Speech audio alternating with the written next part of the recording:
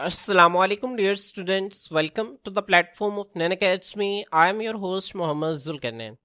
तो स्टूडेंट्स आज की इस वीडियो के अंदर हम फर्स्ट ईयर बायोलॉजी जो हमारी न्यू बुक है इसके chapter number 10 human respiratory system students हम इसका 11th and last lecture study करेंगे जिसके अंदर हम डिसऑर्डर्स ऑफ द लंग्स को तफसील से देखेंगे। स्टूडेंट्स इससे पहले हमने रेस्पिरेटरी डिसऑर्डर्स के 2 लेक्चर्स को कवर कर लिया है। पहले लेक्चर के अंदर स्टूडेंट्स हमने अपर रेस्पिरेटरी ट्रैक के इन्फेक्शंस देखे जिनमें हमने साइनोसाइटिस और ओटाइटिस मीडिया को तफसील से स्टडी किया। उसके बाद स्टूडेंट्स एक लेक्चर के अंदर हमने लोअर रेस्पिरेटरी ट्रैक के इन्फेक्शंस देखे जिसके अंदर हमने 2 डिसऑर्डर्स, एक निमोनिया और दूसरा पल्मोनरी ट्यूबरक्यूलोसिस, इनको जो है वो तफसील से स्टडी किया।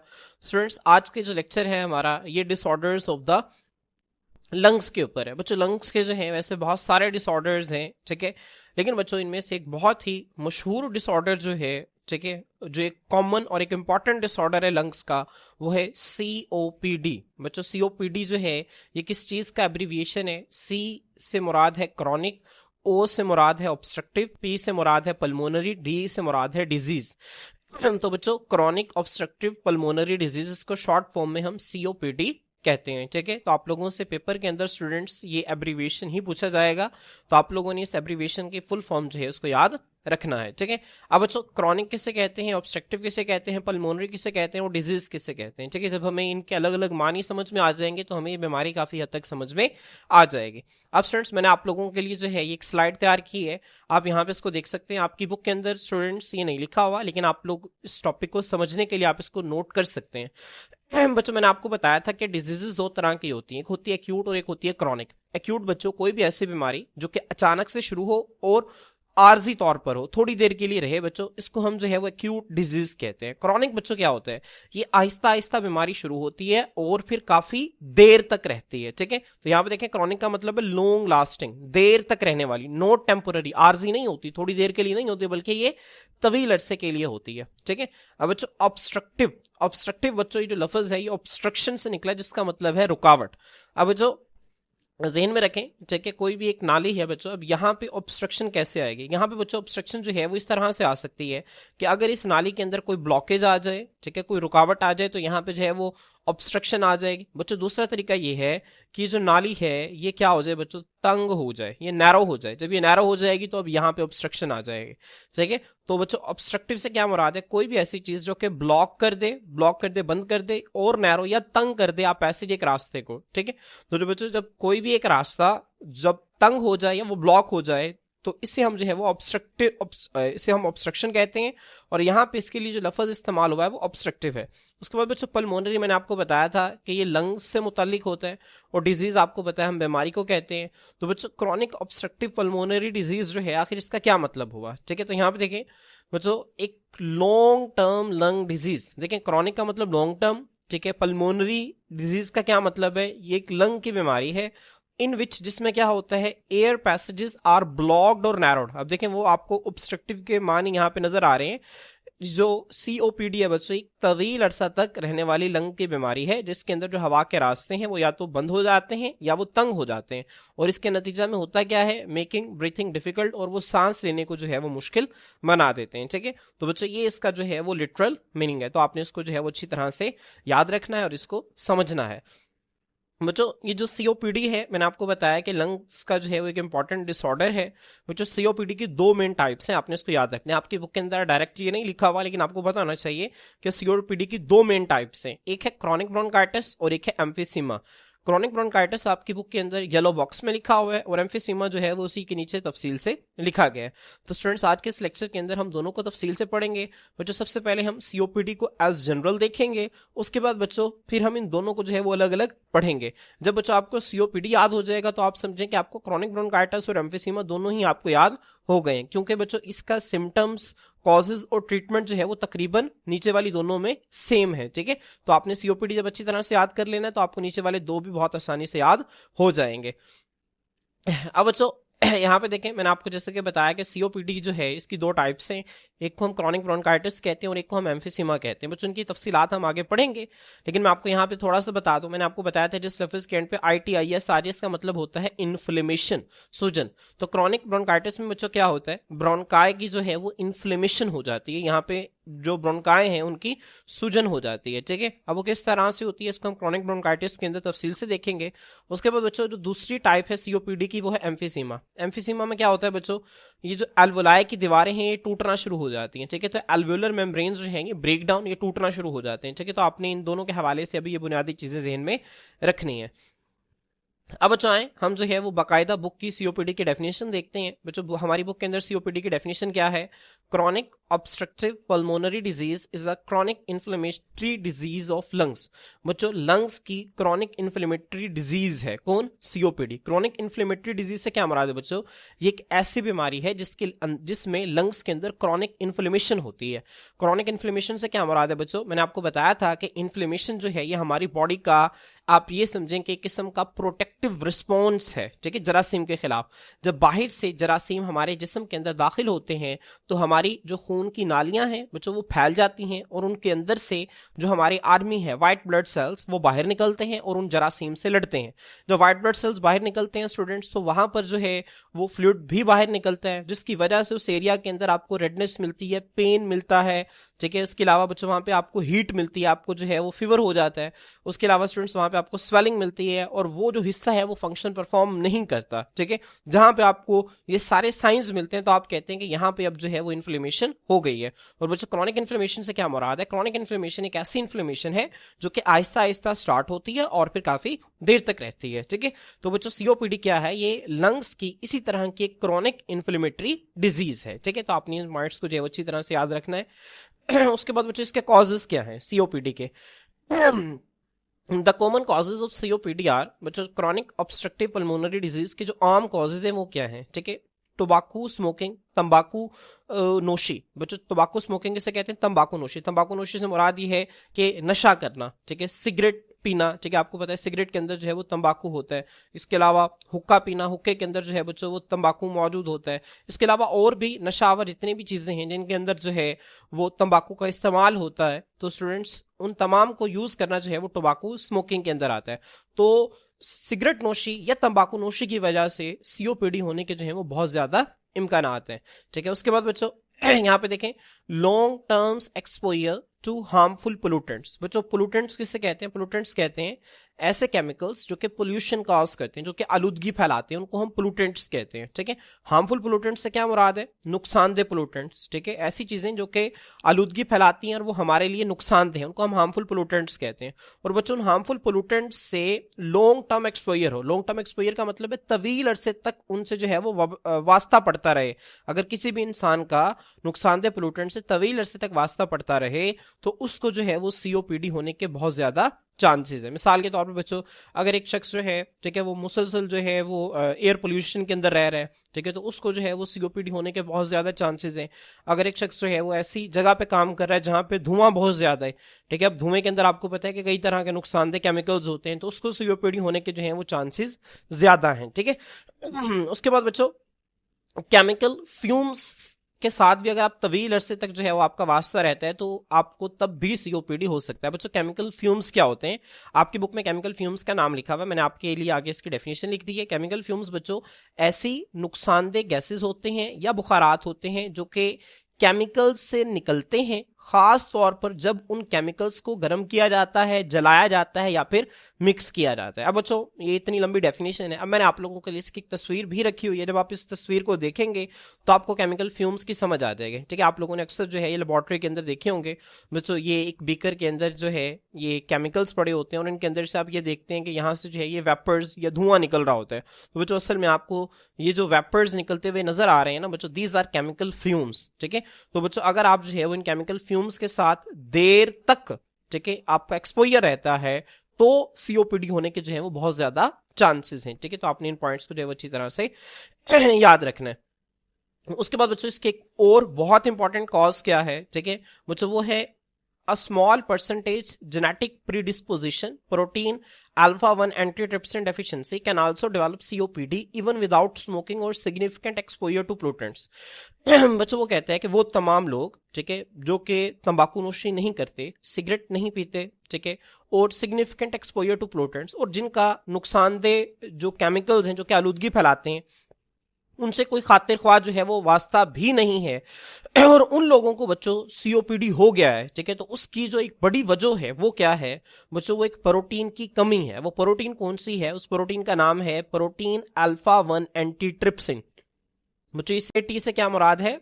ठीक है, प्रोटीन अल्फा 1 एंटी ट्रिप्सिन। ठीक है, अल्फा 1 एंटी ट्रिप्सिन बच्चों एक प्रोटीन है जिसकी जब इंसान के जिस्म के अंदर कमी हो जाए तो बच्चों इससे जो इंसान को जो है वो सीओपीडी हो सकता है। ठीक है, अब बच्चों अब चाहे वो इंसान जो है वो तंबाकू नोशी करता है या नहीं करता है, चाहे वो इंसान जो है वो नुकसानदेह पोल्यूटेंट्स के साथ ताल्लुक में है या नहीं है, लेकिन ये प्रोटीन की जो कमी है ये इंसान को जो है वो सीओपीडी जो है वो कॉज करवा देगी। अब ये आखिर कैसे कॉज करवाएगी इसकी जो डिटेल है मैं आपको अभी समझाता हूं। ठीक है, यहाँ पे बच्चे एक और लफ्ज देखें, जेनेटिक प्रीडिस्पोजिशन का लफ्ज इस्तेमाल हुआ है।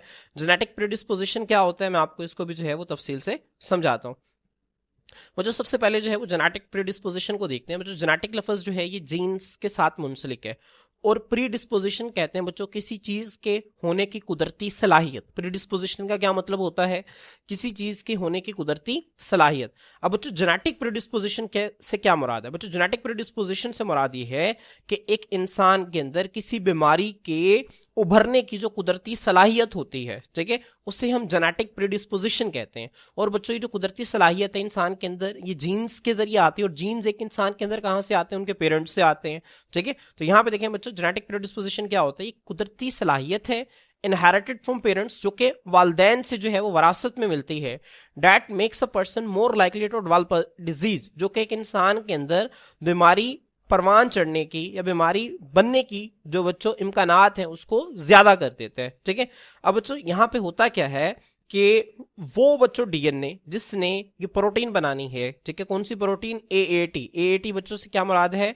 Alpha 1 anti trypsin. बच्चों इस डीएनए के अंदर कुछ खराबियां आती हैं जिसकी वजह से ये जो प्रोटीन है ये नहीं बनती। अब बॉडी के अंदर जब बच्चों एएटी कम हो जाएगी तो सीओपीडी मैंने आपको बताया डेवलप हो जाएगा। अब डेवलप किस तरह से होगा आपको इसके लिए एएटी का फंक्शन समझना जरूरी है। अब बच्चों जो अल्फा 1 एंटीट्रिप्सिन है ना, इस प्रोटीन को जो है वो लिवर प्रोड्यूस करते हैं।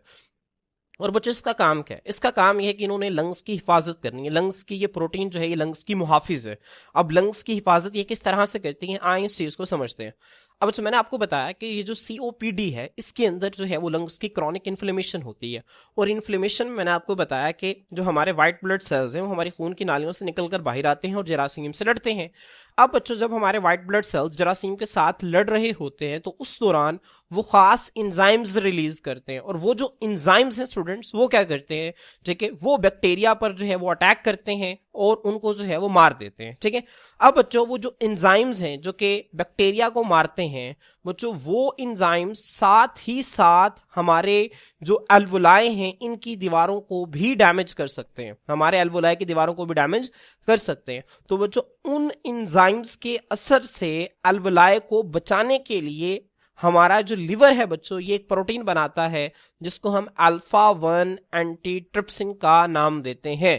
तो आपने इसके फंक्शन को ज़हन में रखना। मैं दोबारा बता रहा हूं बच्चों कि जब हमारे व्हाइट ब्लड सेल्स और जरासीम की जो है वो लड़ाई हो रही होती है तो हमारे व्हाइट ब्लड सेल्स उनको मारने के लिए बच्चों इंजाइम्स रिलीज करते हैं। अब वो जो इंजाइम्स हैं वो हमारे एल्वुलाई को भी डैमेज कर सकती हैं और हमारे बच्चों एल्वुलाई को बचाने के लिए लिवर जो है वो एएटी बनाता है, अल्फा 1 एंटी ट्रिप्सिन बनाता है, जो कि बच्चों हमारे एल्वुलाई की जो है वो हिफाजत करते हैं। ठीक है, तो आपने इसको जहन में रखना है। अब बच्चों जब हमारी बॉडी के अंदर अल्फा 1 एंटीट्रिप्सिन होती है तो हमारे जो एल्वुलाई हैं वो प्रोटेक्टेड होते हैं। लेकिन जब हमारी बॉडी के अंदर जो है वो अल्फा 1 एंटीट्रिप्सिन नहीं होती तो बच्चों होता क्या है कि हमारे व्हाइट ब्लड सेल्स जिन एंजाइम्स को रिलीज करते हैं जरासीम को मारने के लिए, वही एंजाइम्स बच्चों हमारी एल्वुलाई को तोड़ना शुरू कर देते हैं। ठीक है, वो जिसके नतीजा में लंग टिश्यू जो है वो क्या हो जाता है? डैमेज हो जाता है। बच्चों हम इसको जो है वो आगे इसी को बच्चों हम आगे जो है वो एम्फीसीमा में देखेंगे। मैंने आपको बताया था ना एम्फीसीमा में एल्वुलाई की दीवारें टूटना शुरू हो जाती हैं।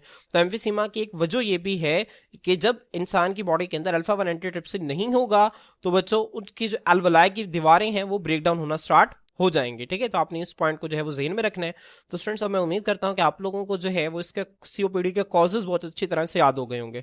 अब बच्चों यहाँ पे बच्चे क्या गलती करते हैं? बच्चे जब भी पेपर में एमसी ये शॉर्ट क्वेश्चन आते हैं कि what are the causes of COPD, तो बच्चे लिख देते हैं कि COPD the causes of COPD are bacteria viruses fungi. हालांकि बच्चों ये बिल्कुल भी गलत है। यहाँ पे आपने देखें, आपने यहाँ पे बैक्टीरिया वायरसेस फंजाई नहीं पढ़े, यहाँ पे टोबाकू स्मोकिंग है, लॉन्ग टर्म एक्सपोजर है, ठीक है, हार्मफुल पोल्यूटेंट्स के साथ, केमिकल फ्यूम्स के साथ लॉन्ग टर्म एक्सपोजर फेलियर है, जेनेटिक प्रीडिस्पोजिशन है अल्फा 1 एंटीट्रिप्सिन प्रोटीन की, ठीक है, इसकी जब डेफिशिएंसी हो जाती है तो बच्चों आपको जो है वो सीओपीडी होने के जो है वो चांसेस ज्यादा है, ठीक है। तो आपने इन तमाम कॉजेज को जो है वो एज इट इज याद रखना है। इसके बाद स्टूडेंट्स सीओपीडी की जो है वो सिम्टम्स हैं, इसके सिम्टम्स देखें बहुत आसान है। The symptoms of COPD are, a patient जो है बच्चों जिसको सीओपीडी होता है उसको कौन कौन सी अलामात जो है वो जाहिर होती हैं। यहाँ पे देखें परसिस्टेंट कफ विद म्यूकस, बच्चों परसिस्टेंट कफ का मतलब है मुसलसल खांसी आती है, और खांसी के साथ बच्चों क्या आता है, म्यूकस आता है। और मैंने आपको बताया था कि बच्चों ये जो स्पटम है, स्प्यूटम जो है बच्चों हम किसे कहते हैं, जब खांसी के साथ जो है, जब खांसी के साथ म्यूकस आता है, ठीक है, जिसको हम स्लाइवा कहते हैं, हम स्लाइवा के जरिए उसको जो है वो बाहर फेंक देते हैं, तो बच्चों उसे हम जो है वो स्प्यूटम कहते हैं, जिसको आप स्पिट भी कहते हैं, ठीक है, थूक देना। अब बच्चों मुसलसल खांसी होती है और खांसी के साथ जो है वो म्यूकस भी आता है। अब इसके आपने ध्यान में रखना है कि मुसलसल खांसी की होती है बच्चों। अब सीओपीडी के अंदर जो है ना, जाहिर सी बात है, जब बाहर से नुकसानदेह जो है वो केमिकल्स या नुकसानदेह पोल्यूटेंट्स जो है वो हमारी सांस की नालियों के अंदर मौजूद होंगे, तो हमारी सांस की नालियों के अंदर जो है वो इन्फ्लेमेशन कॉज करना स्टार्ट कर देंगे। अब बच्चों हमारी लंग्स की कोशिश होगी कि उन केमिकल्स को किसी तरह से जो है वो बाहर निकाला जाए। अब बच्चों जब उनको बाहर निकालने के लिए हमारे लंग्स क्या करेंगे, ज्यादा मिकदार के अंदर जो है वो म्यूकस की प्रोडक्शन करेंगे, ताकि बच्चों उस पर्टिकुलर ट्यूब के अंदर ज्यादा मिकदार के अंदर जब म्यूकस जो है वो रिलीज होगा, तो बच्चों वो जो नुकसानदेह केमिकल्स हैं, वो जो नुकसानदेह पोल्यूटेंट्स हैं, वो उनके अंदर एंट्रैप हो और उनको जो है वो बाहर निकाला जाए। इसी वजह से बच्चों जो सीओपीडी के पेशेंट हैं उनमें एक सिम्टम आती है परसिस्टेंट कफ, मुसलसल जो है उन्हें खांसी होती रहती है, ताकि इन नुकसानदेह चीजों को जो है वो बॉडी से बाहर निकाला जाए। लेकिन बच्चों यहाँ पे म्यूकस की प्रोडक्शन ज्यादा हो जाती है, इसी वजह से कफ के साथ जो है वो म्यूकस भी आता है, ठीक है। इसके बाद बच्चों दूसरे सिम्टम देखें, शॉर्टनेस ऑफ ब्रीथ, सांस की यहाँ पे कमी हो जाती है। जाहिर सी बात है बच्चों, जब हमारे लंग्स की जो एयर पैसेज वेज हैं उनके अंदर ब्लॉकेज आ जाएगी या वो नैरो हो जाएंगे, तो कम मिकदार के अंदर जो हवा है वो हमारे एल्वोलाई के अंदर पहुंचेगी, और जब एल्वोलाई की दीवारें भी डैमेज हो जाएंगे तो कम मिकदार के अंदर जो ऑक्सीजन है बच्चों वो हमारे ब्लड के अंदर पहुंचेगी।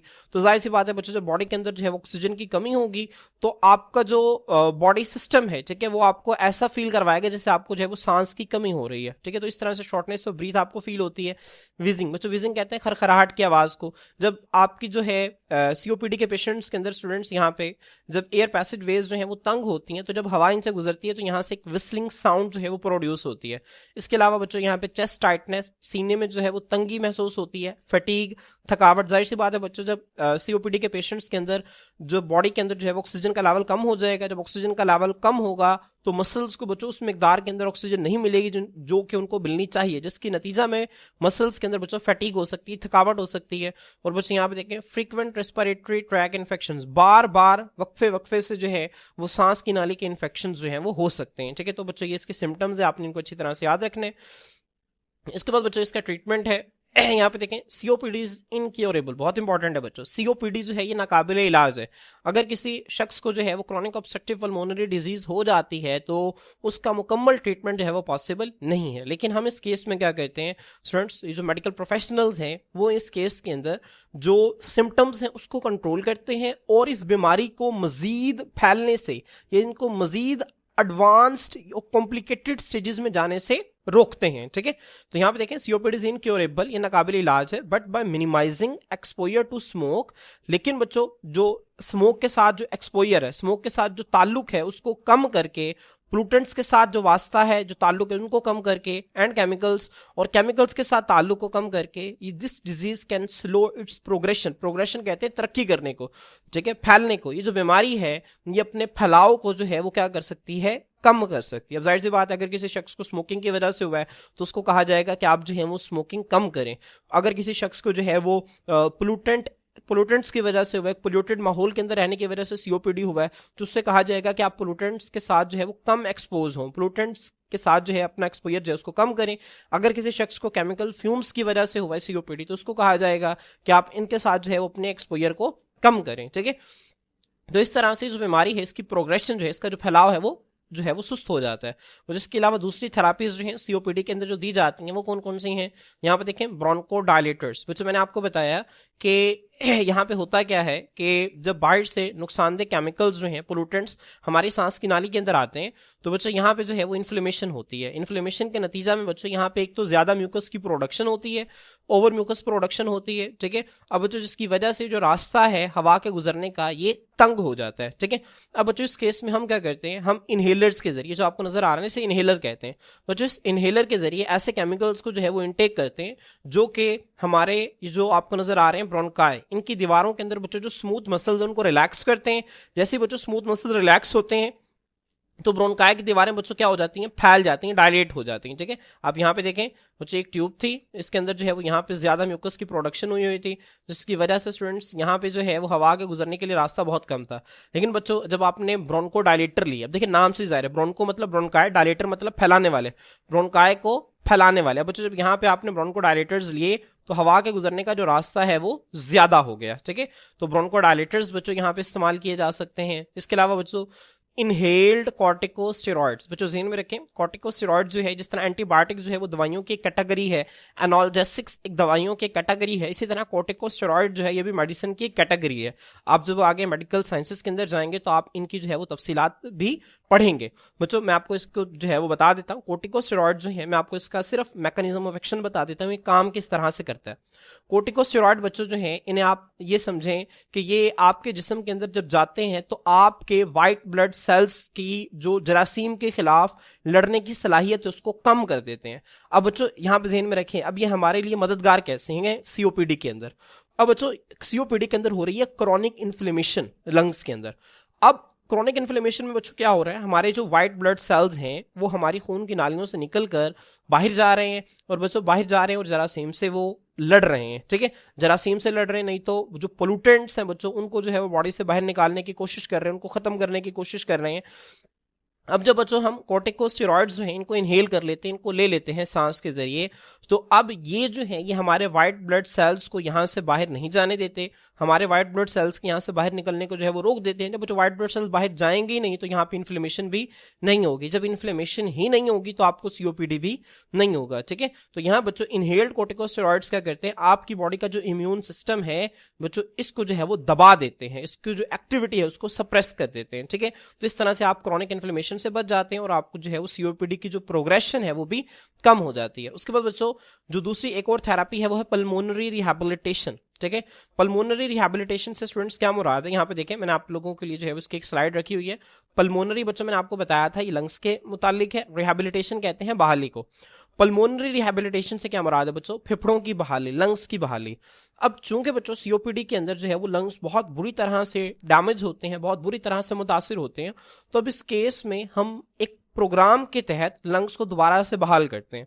इस प्रोग्राम में बच्चों जो सीओपीडी का मरीज है उसको वर्जिश करने की ट्रेनिंग दी जाती है कि आपने एक्सरसाइज किस तरह से करनी है ताकि उसके जो है वो रिब्स के मसल्स, जो इंटरकोस्टल मसल्स हैं और जो उसके डायफ्राम के मसल्स हैं बच्चों वो मजबूत हों, ठीक है, और वो ज्यादा मौसर तरीके से जो है वो कॉन्ट्रैक्ट और रिलैक्स कर सकें, ठीक है। इसके बाद बच्चों पेशेंट को जो है वो गजाइत के हवाले से उसको प्रॉपर गाइड किया जाता है कि आपने कौन कौन सी गजा खानी है और कौन सी गजा आपने नहीं खानी। बच्चों जो मरीज है डॉक्टर उसको जो है वो ब्रीथिंग टेक्निक्स बताता है, सांस लेने के तरीके बताता है कि आपने कितनी कब जो है वो डीप ब्रीथ लेना है, गहरी सांस लेनी है, कब आपने जो है वो आहिस्ता से सांस लेनी है, ठीक है। डॉक्टर उसको जो है वो सांस लेने के तरीके बताता है। उसके बाद बच्चों मरीज को जो है वो प्रॉपर तालीम दी जाती है और उसको जो है वो सहारा फ्राहम किया जाता है ताकि उसकी जो बेचैनी है और जो उसकी अफसुर्दगी की हालत है उसको कम किया जा सके, ठीक है। अब बच्चों पल्मोनरी रिहैबिलिटेशन के नतीजा में फायदा क्या होता है, एक तो सांस बेहतर होती है, फिटनेस बेहतर होती है, जो सांस की कमी है, ठीक है, जो कि सीओपीडी पेशेंट की एक मेजर कंप्लेन होती है, ये भी कम होती है और जिंदगी का मायार जो है वो बेहतर हो जाता है, ठीक है। तो ये मैंने आपको पल्मोनरी रिहैबिलिटेशन प्रोग्राम के हवाले से काफी सारी चीजें मैंने आपको बता दी हैं। तो बच्चों पल्मोनरी रिहैबिलिटेशन जो है वो की जाती है। इसके बाद बच्चों ऑक्सीजन थेरेपी दी जाती है। जाहिर सी बात है बच्चों सीओपीडी के अंदर लंग्स बहुत बुरी तरह से डैमेज होते हैं और अगर लंग्स जो है वो काफी हद तक डैमेज हो जाते हैं तो और इतने डैमेज हो जाते हैं कि वो ऑक्सीजन को उतनी मिकदार के अंदर सप्लाई नहीं कर सकते जितनी मिकदार के अंदर आपको चाहिए, तो फिर बाहर से जो है वो ऑक्सीजन थेरापी के जरिए आपकी बॉडी को जो है वो ऑक्सीजन फराहम की जाती है। ठीक है, तो ये आपको यहाँ पे नजर आ रहा है ऑक्सीजन थेरापीज। और इसके अलावा बच्चों जो सवियर केसेस हैं उनमें जो है वो लंग ट्रांसप्लांटेशन भी की जाती है। ठीक है, सबसे लास्ट ऑप्शन होता है सीओपीडी के पेशेंट्स में कि लंग्स जो है जब बहुत बुरी तरह से डैमेज हो गए हैं और पल्मोनरी रिहेबिलिटेशन का कोई चांस नहीं है, तब जाके बच्चों जो लंग ट्रांसप्लांटेशन इसकी तरफ जाया जाता है। इसके अंदर जो पेशेंट के अफेक्टेड लंग का पोर्शन है उसको बच्चों रिप्लेस कर दिया जाता है न्यू लंग के पोर्शन के साथ। इसमें बेतहाशा जो है वो कॉम्प्लिकेशंस हैं। ठीक है, लेकिन आपकी बुक में जो है वो सिर्फ इसका नाम लिखा हुआ है, तो मैं भी इसमें ज्यादा तफसील से नहीं जाऊंगा। ठीक है, तो मैं आपको सिर्फ इतना बता देता हूं कि लास्ट ऑप्शन है सीओपीडी के ट्रीटमेंट का जिसमें लंग ट्रांसप्लांट किए जाते हैं। क्लियर? मतलब मैं आपको जो है वो ऊपर से इसका ट्रीटमेंट जो है वो यहाँ पे दोबारा ये वाली स्लाइड ओपन कर देता हूँ। पल्मोनरी रिहेबिलिटेशन मैंने आपको बता दिया, ऑक्सीजन थेरेपी मैंने आपको बता दिया। इन सम सवियर केसेस, कुछ बहुत ही शदीद हालात के अंदर सर्जरी जैसे कि लंग ट्रांसप्लांटेशन में बी कंसिडर्ड। लंग को एक शख्स से जिसे डोनर कहते हैं दूसरे शख्स जिसे रेसिपिएंट कहते हैं उसके अंदर मुंतकिल किया जाता है। तो स्टूडेंट्स होपफुली आपको यहाँ तक चीजें जो है वो बहुत ही अच्छी तरह से क्लियर हो गई होंगी। ये स्टूडेंट्स हमने जनरली सीओपीडी की जो है वो कॉजेज, सिम्टम्स और ट्रीटमेंट देखा। अब हम इनकी जो है वो दोनों टाइप्स की तरफ जो है वो चलते हैं। सबसे पहले स्टूडेंट्स हम जो है वो क्रॉनिक ब्रोंकाइटिस को देखेंगे एंड देन स्टूडेंट्स हम इसके बाद जो है वो एम्फीसीमा को जो है वो तफसील से स्टडी करेंगे। स्टूडेंट्स क्रॉनिक ब्रोंकाइटिस देखें, नाम से जाहिर है ITIS का मतलब जो है वो इन्फ्लेमेशन होता है। पीछे यहाँ पे देखें आपको लफ्ज नजर आ रहा है ब्रोंकाई, तो ब्रोंकाइटिस का क्या मतलब है बच्चों? Inflammation of bronchi. अब बच्चों कौन सी ब्रोंकाई की inflammation? Inflammation of primary and secondary bronchi. Chronic bronchitis के अंदर आमतौर पे स्टूडेंट्स प्राइमरी और सेकेंडरी ब्रोंकाई की जो है वो इन्फ्लेमेशन होती है। और ये जो इन्फ्लेमेशन है बच्चों ये आहिस्ता आहिस्ता होती है और फिर काफी देर तक रहती है। इसी वजह से हम इसको जो है वो क्रॉनिक ब्रोंकाइटिस का नाम देते हैं। ठीक है, अब बच्चों ये जाहिर सी बात है सीओपीडी की टाइप है, तो ये स्मोकिंग की वजह से होगी, पोल्यूटेंट्स की वजह से होगी। बच्चों इसमें यही होता है, फर्ज करें ये ब्रोंकाई है बच्चों, ब्रोंकाई की ट्यूब है। अब बच्चों जब यहाँ से बाहर से जो पोल्यूटेंट्स हैं, जो नुकसानदेह केमिकल्स हैं, जब वो हमारी सांस की नाली के अंदर आते हैं, तो बच्चों ये जो पोल्यूटेंट्स हैं, ठीक है, ये सांस की नाली के अंदर ये जो ऊपर वाली तह है जिसको हम एपिथेलियम कहते हैं, इसको नुकसान पहुंचाना शुरू कर देते हैं। ठीक है, इसको डैमेज करना शुरू कर देते हैं। जब बच्चे जो पोल्यूटेंट्स हैं ये इसको डैमेज करते हैं ऊपर वाली एपिथेलियम को, तो बॉडी से तो जो है वो बर्दाश्त नहीं होता। फिर बच्चों होता ये है कि यहाँ से जो ब्लड वेसल्स होती हैं यहाँ इसके इर्द गिर्द, वहां से बच्चों व्हाइट ब्लड सेल्स निकल कर आते हैं। ठीक है, और वो बच्चों जब यहाँ पे आएंगे जाहिर सी बात है तो फिर वहां से फ्लूइड भी निकल कर आएगा, तो इस हिस्से के अंदर जो है वो पेन होना स्टार्ट हो जाएगी, यहाँ पे रेडनेस होगी, स्वेलिंग होगी। ठीक है, लॉस ऑफ फंक्शन होगा। साथ यहाँ ये जो हिस्सा है ये बाकी जिस्म के हिस्सों के निस्बत जो है टेम्परेचर इसका ज्यादा हो जाएगा, जिसके नतीजा में बच्चों यहाँ पे जो है वो इन्फ्लेमेशन क्रिएट हो जाएगी। और दूसरा बच्चों यहाँ पे ये जो ब्रोंकाई की दीवारें हैं ये म्यूकस की प्रोडक्शन को जो है वो बहुत ज्यादा कर देंगे। म्यूकस की प्रोडक्शन को क्यों ज्यादा करेंगी? ताकि किसी तरह से इन नुकसानदेह केमिकल्स को इस म्यूकस के अंदर जकड़ा जाए और फिर इस म्यूकस के अंदर जकड़ कर कफ के जरिए जो है वो बाहर निकाल दिया जाए। ठीक है, तो बच्चों ये जो है वो क्रॉनिक ब्रोंकाइटिस के अंदर होता है। अब बच्चों ये तो हमारी बॉडी का एक प्रोटेक्टिव रिस्पॉन्स है, लेकिन हमारी बॉडी का जो प्रोटेक्टिव रिस्पॉन्स है ये हमारे सांस लेने के अंदर जो है वो एक मसला बन जाता है। अब जिस बंदे को क्रॉनिक ब्रोंकाइटिस हुआ उसकी बॉडी ने उसकी हिफाजत के लिए तरीका तो कर लिया, लेकिन इसका नुकसान ये हुआ कि यहाँ से हवा के गुजरने के लिए जो रास्ता है वो तंग हो गया, जिसकी वजह से उस शख्स को जो है वो सांस की कमी हो सकती है। ठीक है, तो स्टूडेंट्स आए हम इसकी जो है वो तफसील देखते हैं। क्रॉनिक ब्रोंकाइटिस जो है वो सीओपीडी एक टाइप है। इट इन्वॉल्व्स इन्फ्लेमेशन, बच्चों इसके अंदर जो है वो इन्फ्लेमेशन होती है एंड नैरोइंग और तंगी होती है of the bronchial tubes in the lungs. Lungs के अंदर बच्चों जो ब्रोंकायल ट्यूब्स हैं, ठीक है, कौन सी ब्रोंकायल ट्यूब्स? प्राइमरी ब्रोंकाई और ज्यादातर सेकेंडरी ब्रोंकाई। ठीक है, तो इन दो ब्रोंकाई की जो मेन टाइप्स है इसकी बच्चों क्या होती है यहाँ पे जो है वो क्रॉनिक इन्फ्लेमेशन होती है, और उसके बाद ज्यादा म्यूकस प्रोडक्शन की वजह से ये जो है ये नैरो भी हो जाता है। यहाँ पे देखें it leads to increase mucus production, इसमें जो म्यूकस की प्रोडक्शन है वो भी ज्यादा हो जाती है, which can further block the Airways, जो कि हवा के रास्ते को मजीद बंद कर सकती है एंड मेक ब्रीथिंग डिफिकल्ट, और सांस लेने को जो है वो मुश्किल बना सकती है। ठीक है, अब जो जाहिर सी बात है हम क्रॉनिक ब्रोंकाइटिस को स्टडी कर रहे हैं, ठीक है, तो ये 1-2 हफ्ते में तो ठीक नहीं होने वाला। तो यहाँ पे देखें इसका ड्यूरेशन जो है, this disease last for 3 months to 2 years। एक इंपॉर्टेंट एमसीक्यू आपने इसको याद रखने। क्रॉनिक ब्रोंकाइटिस जो है वो 3 माह से लेकर 2 सालों तक जो है वो बाकी रह सकता है। ठीक है स्टूडेंट्स, आप यहाँ पे क्रॉनिक ब्रोंकाइटिस को मजीद अच्छी तरह से देख सकते हैं। यहाँ पे आपको एक हेल्दी ब्रोंकाई नजर आ रही है, जिसके अंदर जो है वो हवा के गुजरने का बहुत बेहतरीन रास्ता है। और यहाँ पे बच्चों देखें, यहाँ पे जो है वो इन्फ्लेमेशन हुई हुई है, और दूसरा म्यूकस की बहुत ज्यादा प्रोडक्शन हुई हुई है, जिसकी वजह से यहाँ पे हवा का रास्ता जो है वो तंग हो गया है। ठीक है, यहाँ पे बच्चों देखें, ये इरिटेटेड एयरवे है। इरिटेटेड एयरवे से मुराद ये एक ऐसा हवा का रास्ता है जहां पे जो है वो बाहर से नुकसानदेह केमिकल्स या पोल्यूटेंट्स जो है वो आए हैं, और इन्होंने यहाँ पे देखें म्यूकस की प्रोडक्शन को बढ़ा दी, और यहाँ पे जो है वो इन्फ्लेमेशन भी करवा दी है। ठीक है, तो स्टूडेंट्स होपफुली आपको जो क्रॉनिक ब्रोंकाइटिस है इसकी जो है वो पैथोलॉजी समझ में आ गई होगी कि आखिर जो है ये किस तरह से सांस लेने में जो है वो दिक्कत पैदा करती है। क्रॉनिक ब्रोंकाइटिस किस तरह से इस बीमारी के नतीजा में सांस लेने में दुश्वारी होती है। अब बच्चों इसके कॉजेज देखें, इसके कॉजेज तकरीबन बच्चों वही हैं, ठीक है, जो हमने इब्तदाई कॉजेज पढ़े थे सीओपीडी के। It is caused by long term exposure to irritants. बच्चों इरिटेंट्स किसे कहते हैं? बच्चों इरिटेंट्स कहते हैं वो तमाम चीजें जो कि हमारी बॉडी को इरिटेट करती हैं। इरिटेट का मतलब है तंग करती हैं, ठीक है, हमारी बॉडी को आके डैमेज करती हैं, ठीक है, उनको हम जो है वो इरिटेंट्स कहते हैं। तो जब बच्चों हमारी बॉडी जो है वो काफी देर तक इरिटेंट्स के साथ ताल्लुक में रहती है, कौन कौन सी इरिटेंट्स? जैसे कि सिगरेट स्मोक, सिगरेट का धुआं, एयर पोल्यूशन, हवा की आलूदगी, और इंडस्ट्रियल डस्ट या इंडस्ट्रियल जो है वो सनती गर्दो गुबार। इंडस्ट्रियल डस्ट से क्या मुराद है? अगर बच्चों आप कॉटन इंडस्ट्री की बात करें तो कॉटन के जो है वो बारीक बारीक से रेशे हवा में मौजूद होते हैं। बच्चों अगर आप जो है वो किसी जो है वो चक्की वगैरह की बात करें जहाँ पे जो है वो गंदम और चावल जो है बच्चों, ठीक है, इनकी जो है वो प्रोसेसिंग होती है, तो वहां पर बच्चों इनके जो है वो बारीक बारीक से ज़रात मौजूद होते हैं। तो बच्चों कुछ लोगों जो है वो इससे बहुत ज़्यादा सेंसिटिव होते हैं, तो जैसे उनकी बॉडी के अंदर जाते हैं तो बहुत इरिटेशन कॉज करते हैं। ठीक है, तो इंडस्ट्रियल डस्ट को आपने समझना है कि सनती गर्दो गुबार। अब ये हर इंडस्ट्री के लिहाज से मुख्तलिफ हो सकता है। केमिकल इंडस्ट्री के अंदर हो सकता है कि इंडस्ट्रियल डस्ट के अंदर जो है वो केमिकल फ्यूम्स आ जाएं, जो केमिकल्स वेपर्स की शक्ल के अंदर मौजूद होते हैं। ठीक है, तो बच्चों ये जब इरिटेंट्स, जिसमें सिगरेट का धुआं, ठीक है, हवा की आलूदगी या फिर सनती गर्दो गुबार, ठीक है, जब ये जाते हैं तो बच्चों इन इरिटेंट्स की वजह से क्रॉनिक ब्रोंकाइटिस होने के चांसेस हैं। ठीक है, अब बच्चों ध्यान में रखें कि एक दो दिन का जो है वो इनका एक्सपोजर से क्रॉनिक ब्रोंकाइटिस नहीं होता, बल्कि लॉन्ग टर्म एक्सपोजर, बहुत देर तक जब इनके साथ ताल्लुक वास्ता रहे तब जाके जो है वो क्रॉनिक ब्रोंकाइटिस डेवलप हो सकता है। ठीक है, उसके बाद बच्चों इसके सिम्टम्स देखें। Symptoms of chronic bronchitis are almost same as of COPD. जो जिसकी अलामात है वो तकरीबन वही है जो सीओपीडी की थी। विजिंग विजिंग का मैंने आपको बताया था कि एक विस्लिंग साउंड होती है। जाहिर सी बात है, जब ब्रोंकाइल ट्यूब जो है बच्चों वो तंग हो गई है, वो नैरो हो गई है, तो जब उसमें से हवा गुजरेगी तो वहां से एक विस्लिंग साउंड आती है। शॉर्टनेस ऑफ ब्रीथ, सांस की कमी हो जाती है। जाहिर सी बात है, जब वो हवा तंग हो गई है बच्चों, तो अब जो गैसों का तबादला है वो भी जो है वो उतने मौसर तरीके से नहीं हो सकता। चेस्ट टाइटनेस, सीने में तंगी महसूस होती है, एंड फ्रीक्वेंट रेस्पिरेटरी इन्फेक्शन, और बार बार जो है वो सांस की नाली के इन्फेक्शन हो सकते हैं।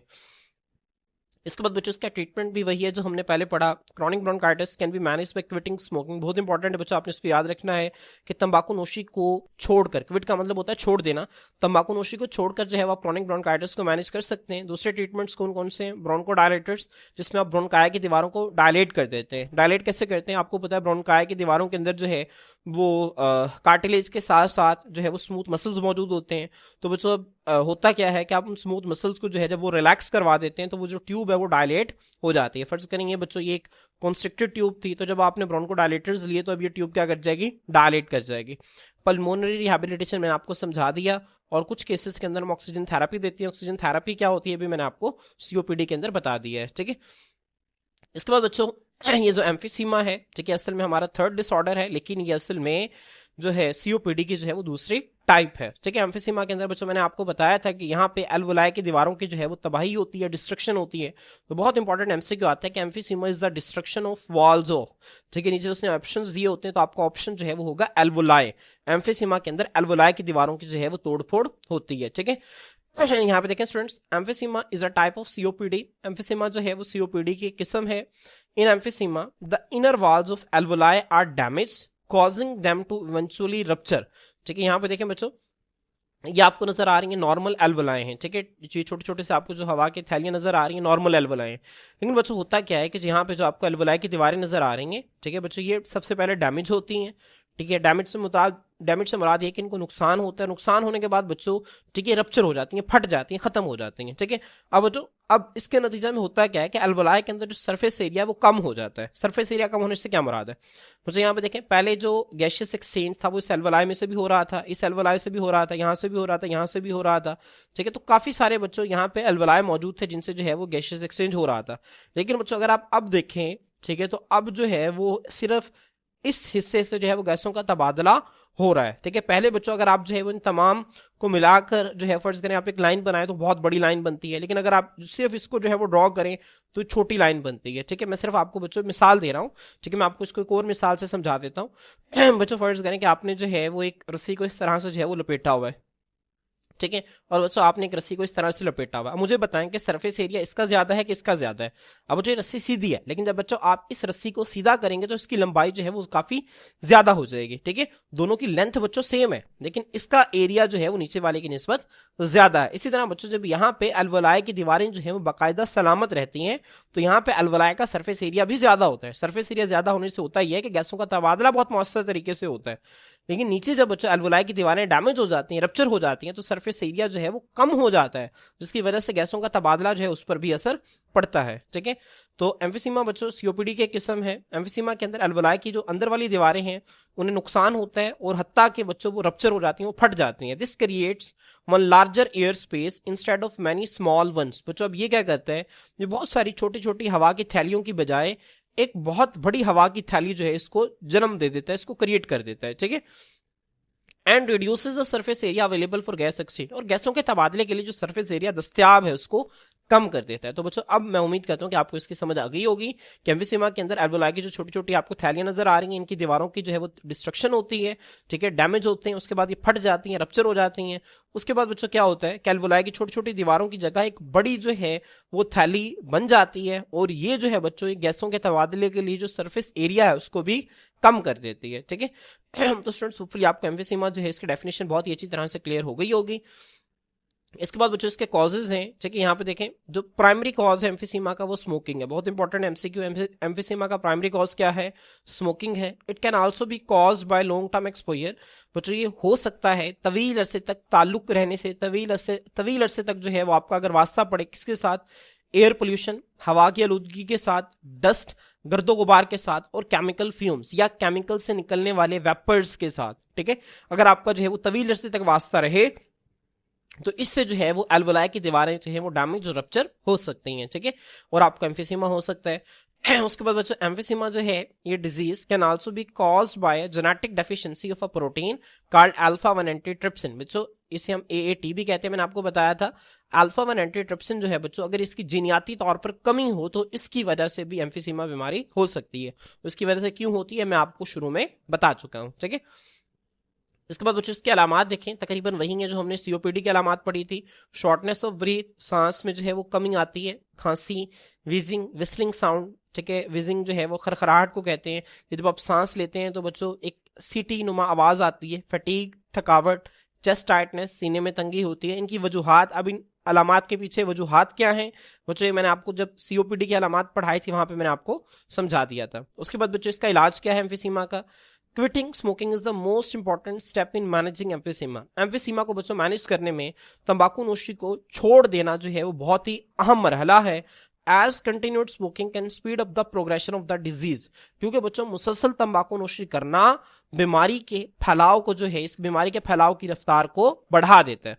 दूसरे इलाज इसके अंदर कौन कौन से हैं, ब्रोंकोडायलेटर्स। बच्चों ब्रोंकोडायलेटर्स जो हैं ये ब्रोंकाई को फैला देते हैं, डायलेट कर देते हैं।